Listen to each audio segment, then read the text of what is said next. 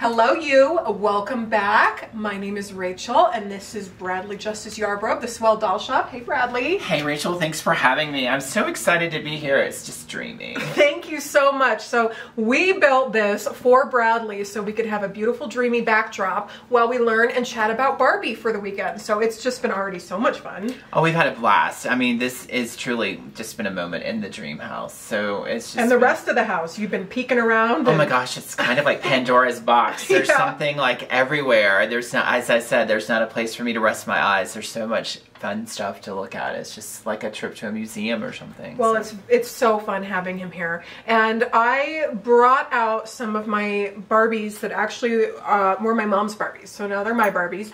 And I am excited to share them with you. I'm excited to chat about them and see them, and I just love seeing Barbie. So this is exciting. So there's some great stuff that your mom had in her collection, and what do you want to talk about first? Well, first I want to talk about just, of course, let's chat about the number one, because what is it about the number one? Of course they're rare, but what is it about them? There's sort of an enigma about them. It was the first year with Mattel, it was sort of trial and error. They set up a production, and every time there was sort of a pitfall or a problem, they changed something. So there's a lot of discussion as to how long the number ones were actually made. I think it was maybe a month, 2 months. They got rid of the special posing stand that creates the holes in the bottom of the feet, which is sort of the iconic detail of a number one. And so they eliminated that, and then came the number two. And I think when the first shipments finally showed up in the US, I don't think they were really overly happy with the face paint, because the face paint is a little bit unusual, and so they changed that, and they changed her eye color. But they're rare, they don't turn up, and it's sort of like the number one thing on every Barbie collector's list that they want. If they don't have one, they want one, and if they have one, they want many. So but it's sort of the iconic sort of pinnacle thing to own if you're a Barbie collector. The thrill of the hunt. Yes. I remember when my mom, because she, for the most part, is an antique doll collector. Right. And I think I said we were going to do a video together, and she's like, oh, well, I've been collecting Barbie ever since they were hot. And I said, well, that's 1959. And she's like, yeah, I have one from 1959. And I was like, oh, well, okay. There's a lot of details that go into making a number one. So I'm just going to pick her up and kind of show her. They have a sort of an interesting face. They have eyebrows that are sort of these inverted V's. And they don't have eye color. You know, we always think of Barbie having like blue eyes, but the eyes are just black and white. And they have this sort of real, to me, very quintessential sort of Vogue Revlon makeup look. So generally red lips. And she's wearing a fabulous fashion. This outfit's called Gay Parisian. And in the 50s, bubble dresses were popular. Balenciaga did them, Roberto Capucci did them, and so it was sort of like the popular thing to have like a bubble dress. So this was sort of a moment in fashion history. This is Barbie's bubble dress, and it's called Gay Parisian. And it has this rabbit fur stole that's lined in white fabric, and this little tiny hat that's just delicate and made out of tulle. It's a wonderful fashion. She wears it with these long gloves. And of course she came with shoes. We didn't put the shoes on because we didn't want to break them, because sometimes with the way the number one posing stand works, you can kind of torque them and then that's it, they're gone. So, but she's great. And this is her original box. And the way you can tell a number one box is, I'm gonna show you a little detail. The first year Barbie was trademarked. So you get this Barbie logo with the TM. Subsequent years after 1959, you get the registered trademark, which is the R in the circle that shows up on this. But can I talk about this box a little bit? Absolutely. You know, this is something that makes this special, because generally on Christmas morning, if a child got this, this would have been pitched in the trash can that morning. But there's so much amazing about this box. There's Gay Parisian on the package.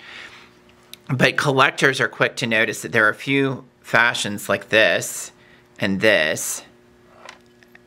this, that aren't in Barbie's wardrobe. She never had a pink ballerina outfit, this sort of orange shift dress.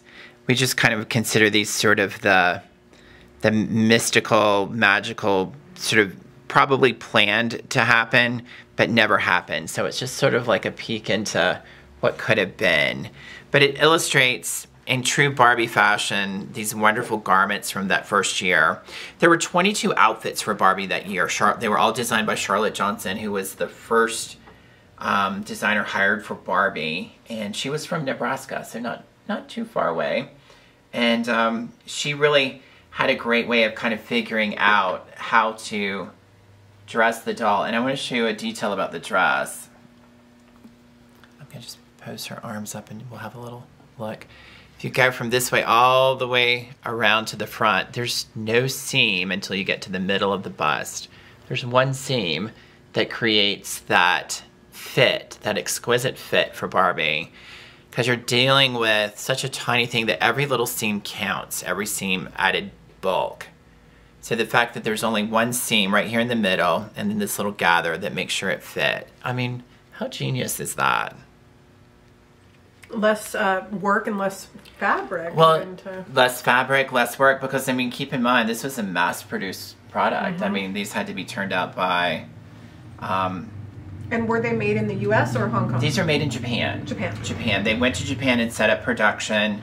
Mattel had been working with a few situations there to create some products, so they set up production in Japan. Charlotte lived there for a year in the Imperial Hotel that was designed by Frank Lloyd Wright, setting up the production for Barbie. Wow. So that same year, after we went through several incarnations of Barbie, the number 1, the number 2 comes to the number 3. And so you can see her face is a little softer. Her eyebrows are a little more curved. She has blue eyes. She just has a softer look. The same classic, iconic ponytail hairstyle. And the first 3 dolls, the 1, 2s, and 3s, they generally turn pale. They don't hold their skin tone. And that's possibly because of the sort of experimental vinyl they were using, and there's a lot of theories. This one has a really nice coloring. She's kind of peachy, so she's held on to her coloring. She's a gorgeous, gorgeous doll. 3s are one of my favorites. Those are great.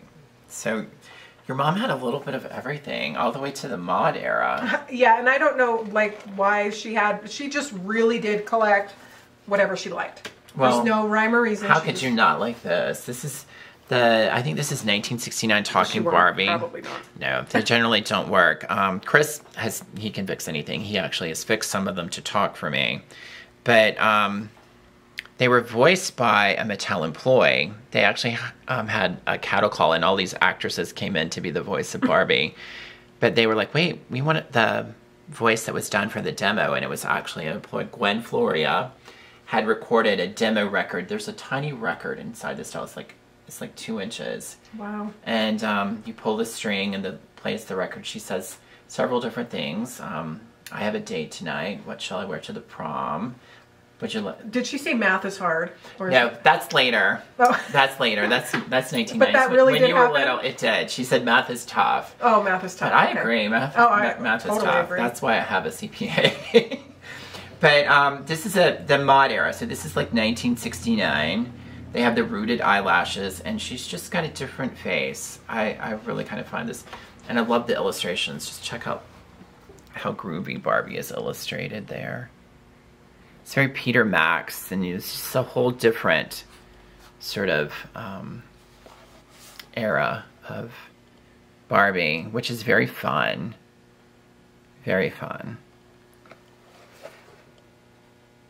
But yeah, I love this era of doll. This is kind of what I have memories of, like, my childhood. This is before my time, I will say, but I had older cousins that all had these dolls, and they're just really, I can just imagine these lined up on the toy store shelves. Wouldn't that be fun to just walk in and find that? For me, it's all about the graphics. It's wonderful to see. Now this one is kind of fun. This is what we collectors call Miss Barbie. And the detail that's kind of interesting about her, she was the first Barbie that had these bendable legs. So This little mechanism was designed by Jack Ryan. And it was a great little detail. But this doll is kind of unusual because she closes her eyes when she sleeps. So they call her Sleep by Barbie, Miss Barbie. This is her original swimsuit and the little swim cap that came with her. So she's glamorous for a little poolside fun. Did she go over well? No. I can see it. She's not a real attractive. She's not a raving beauty, but no. She's kind of unusual in her look. Face. But she's exotic. Yeah, that's a good word. She's definitely exotic. But she came with wigs, like Fashion Queen Barbie. She came with wigs so you could kind of change her look, blonde, brunette, and redhead. But it was just kind of the first thing that kind of brought us the bendable legs. She came with a lawn swing. She was packaged in this sort of deluxe box. I think they discovered with this that the bendable leg was working and it was a good detail.